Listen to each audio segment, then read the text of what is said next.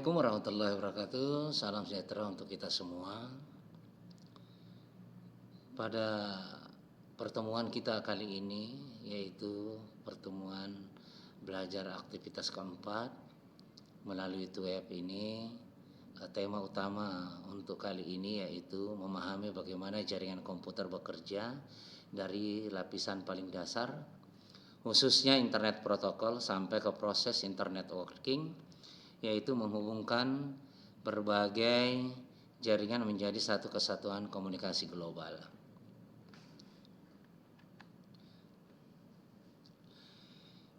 Mengapa jaringan sangat penting? Relevansi jaringan dalam kehidupan sehari-hari.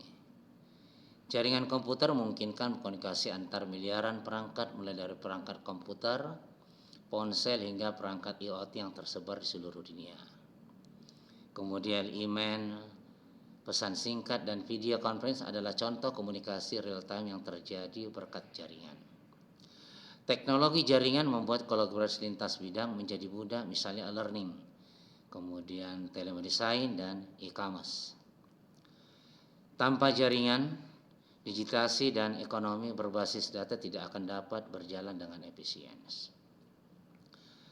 Beberapa tujuan pembelajaran, kita bisa nanti mengetahui struktur, fungsi, dan komponen dasar jaringan, kemudian mengenal jenis komunikasi seperti unicast, broadcast, multicast, dan anycast, kemudian belajar bagi jaringan besar menjadi kecil seperti bagaimana NAT menerjemahkan alamat IP, mengetahui cara router menentukan jalur data efisien, memahami bagaimana perkembangan teknologi baru mempengaruhi jaringan modern.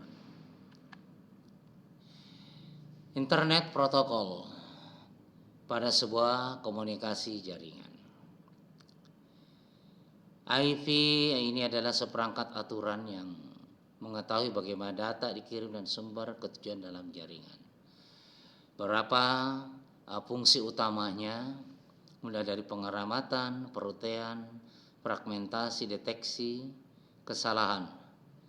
Ini menjadi sebuah fungsi utama yang dapat kita ketahui bagaimana nanti dari semuanya itu akan memberikan sebuah pengelamatan serta jalur data, serta dapat kita ketahui dan kita pastikan data tidak rusak di dalam perjalanan. Kemudian pada IP di layer 3 yang biasa kita kenal network layer, ini IP bekerja di lapisan jaringan, mengatur pengiriman paket antar jaringan. Kemudian connection, ada connection atau datagram. Ini kita bisa kondisikan pada sebuah data paket yang dikirim tanpa harus membuat koneksi sebelum dan tetap paket berdiri sendiri. Nah, mode pengirimannya nanti ini akan dalam data IP, ya, itu ada unicast, satu ke satu, multicast satu ke grup tertentu, broadcast satu ke semua, dan anycast satu ke penerima terdekat.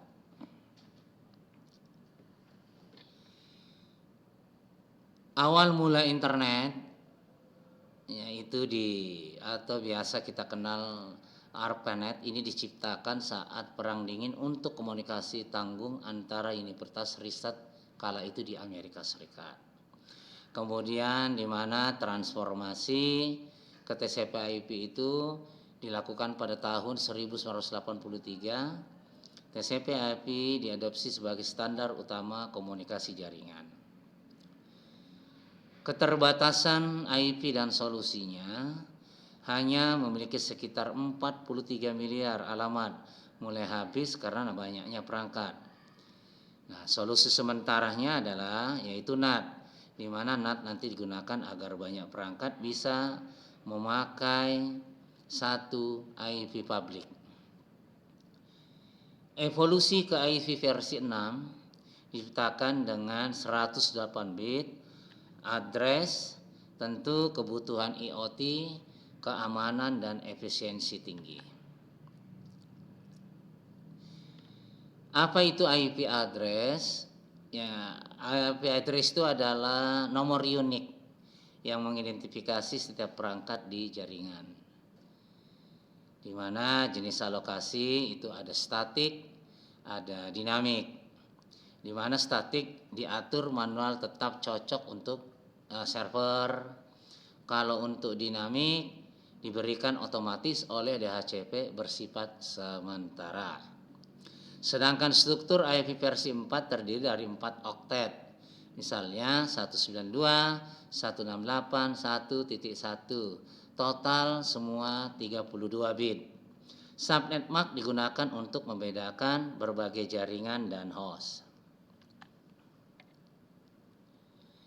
Kemudian format 20 bit ini kita kenal dengan 4 oktet, yaitu 0 sampai 25 per oktet. Di mana dalam kelas A IP, kelas A jaringan dasar, jaringan besar, kelas B menengah, kelas C jaringan kecil, kelas D multicast, dan kelas E eksperimen. Keterbatasan jumlah alamat terbatas tidak cukup untuk perangkat modern, di mana nanti kita akan gunakan transisi ke IP versi 6 hadir dengan kapasitas jauh yang lebih besar. Solusi masa depan, jenis alamat unicast 1 ke 1, multicast 1 ke banyak, anycast 1 ke penerima terdekat.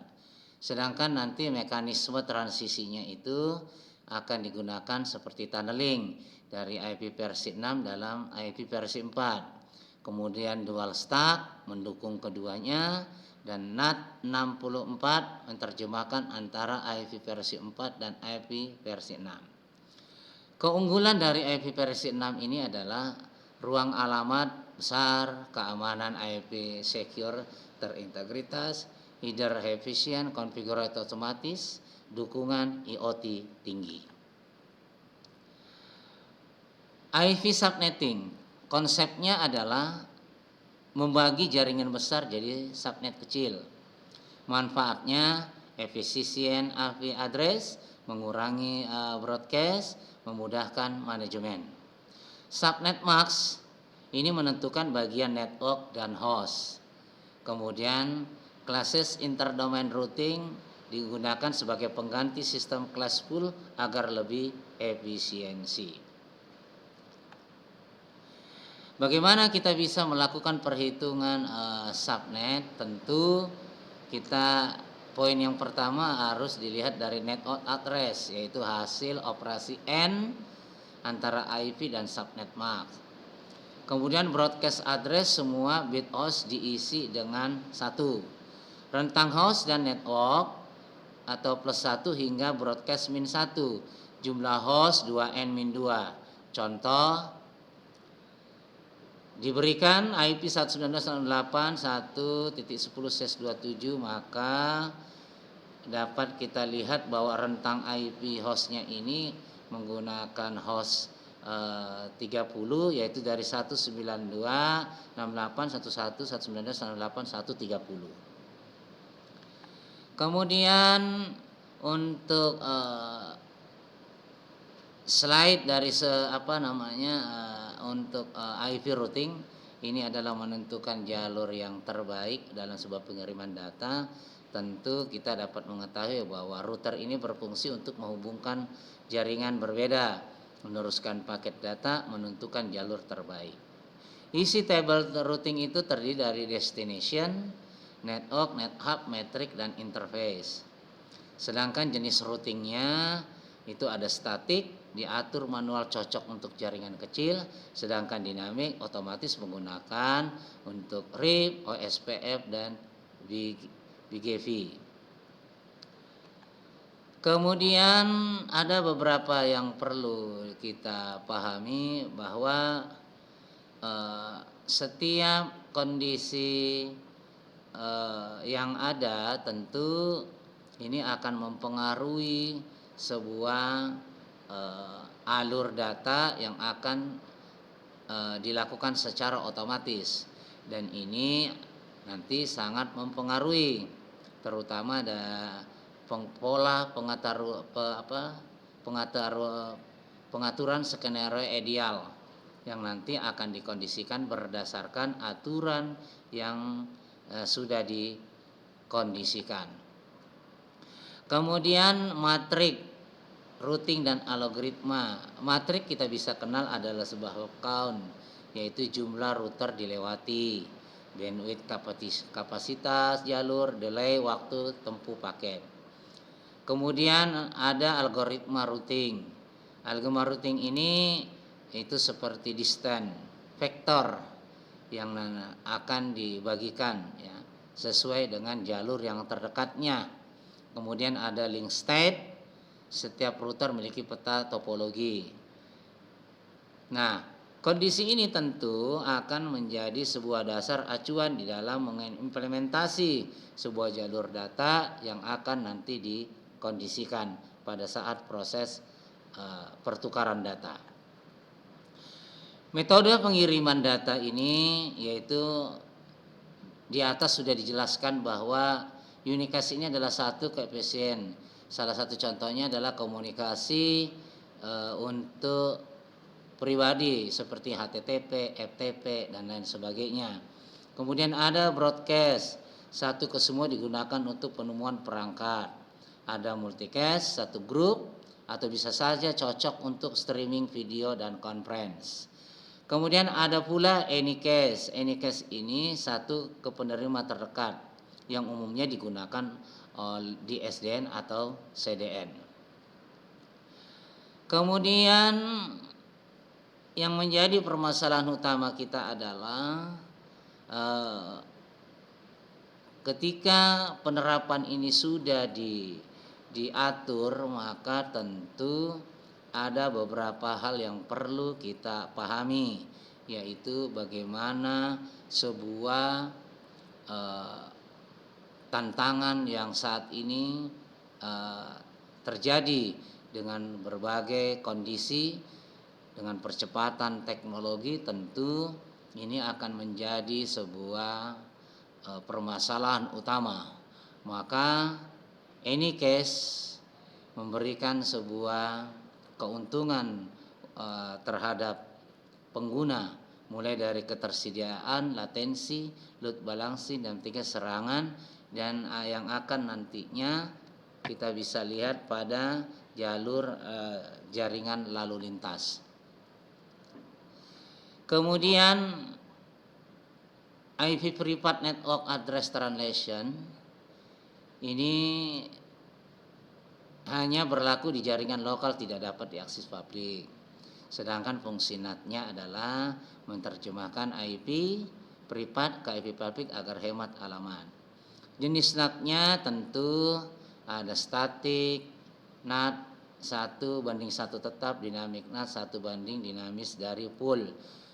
Kemudian ada pula istilah PAT, Port Address Translation. Ini banyak, artinya IP address berbagi satu ke publik dengan port yang berbeda. Data IP data atau paket data inti, struktur dan struktur fragmentasi. Kita mulai dari field ya. Field ini adalah sebuah percent source destination dari IP. Kemudian ada pula yang disebut dengan fragmentasi, memecah paket besar agar sesuai MTU. Ya, maksimum transmission unit. Kemudian ada reassembly. Dan ini menyatukan kembali paket-paket dengan tujuan, sehingga nanti kita dapat pastikan bahwa data yang dikirim dalam yang terkecil dan efisien. Kemudian ada pula dengan istilah enkapsulasi dan dekripsi data. Ini adalah berkaitan dengan memahami aliran data dalam sebuah jaringan TCP/IP. Dalam enkapsulasi kita bisa mengenal bahwa data dari aplikasi diberi header di tiap lapisan, dari transport, kemudian internet dan network access. Lapisan TCP/IP-nya ini itu bisa saja ada aplikasi, transport, internet, akses jaringan yang nanti akan dikondisikan berdasarkan aturan yang ada. Kemudian menghubungkan jaringan, ini adalah sebuah fondasi komunikasi digital global yang saat ini. Artinya secara konsep kita bisa menghubungkan beberapa jaringan berbeda menjadi satu sistem. Perangkat utamanya tentu ada router, ini berfungsi meneruskan antar jaringan, ada gateway, menerjemahkan protokol, kemudian ada switch, ini menghubungkan perangkat di LAN yang nanti secara utamanya adalah TCP/IP nanti mengatur pengiriman dan pengelamatan paket di dalam sebuah tujuan atau destination.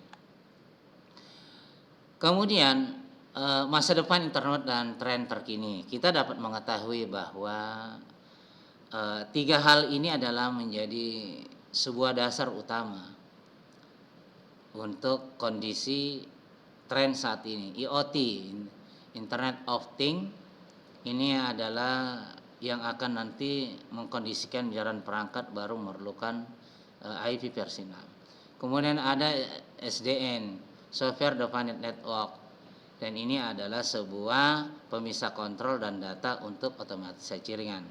Kemudian ada jaringan 4G yang secara latensinya rendah dan kecepatan tinggi, mendukung aplikasi real time dan IoT yang sangat masif.